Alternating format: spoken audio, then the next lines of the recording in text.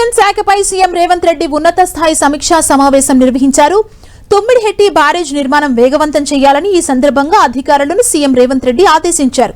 Tummidihatti barrage ఎత్తున నిర్మాణానికి సంబంధించి ఇంజనీరింగ్ పవర్ పాయింట్ ప్రెజెంటేషన్ ఇచ్చారు. 150 మీటర్ల ఎత్తుతో ప్రాజెక్టును నిర్మించడం ఉత్తమమంటూ నిపుణులు సూచించారు. 150 మీటర్ల ఎత్తులో 100 టీఎంసీల నీటిని వినియోగం సాధ్యమంటూ తెలిపారు.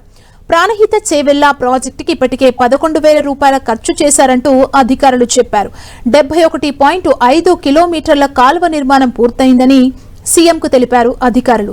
తుమ్మిడిహెట్టి బ్యారేజ్ పై మహారాష్ట్రతో చర్చలు జరపాలని అధికారులను సీఎం రేవంత్ రెడ్డి ఆదేశించారు.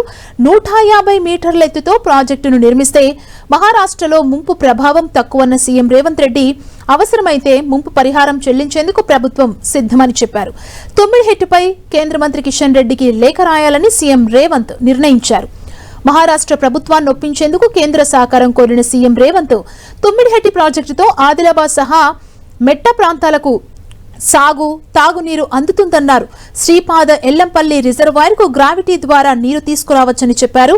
మేడిగడ్డ బ్యారేజ్ జియో టెస్టింగ్ పనులు వేగవంతం చేయాలని, వర్షాల కంటే ముందే పనులు పూర్తి చేయాలని అధికారులను సీఎం రేవంత్ రెడ్డి ఆదేశించారు.